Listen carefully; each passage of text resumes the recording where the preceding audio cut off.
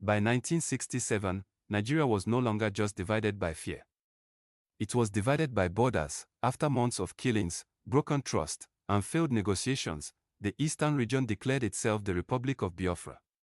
What followed was not just a war of bullets and bombs, but a war against civilians. The fighting began quickly, but the deadliest weapon was not the gun, it was hunger. As the war dragged on, roads were blocked. Ports were sealed. Relief flights were restricted. Food became scarce. Then it disappeared completely, villages emptied.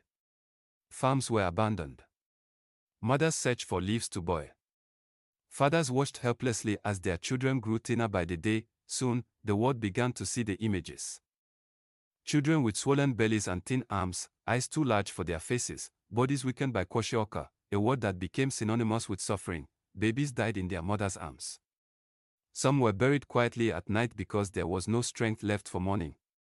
Others were laid beside roads, wrapped in cloth, unnamed. Over 1 million civilians are believed to have died, most of them from starvation. Aid organizations tried to help, but food was often treated as a weapon.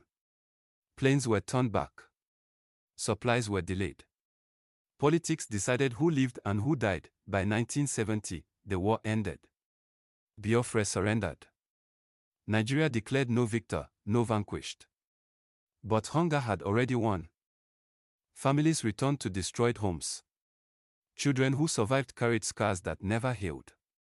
Entire communities had been erased, not by bullets, but by silence and starvation. The images faded from international headlines, but the memory remained in bones, in empty villages, in graves without names. This was not just a civil war, it was one of the worst humanitarian disasters in African history. This is dark Nigerian history, and this is part 5.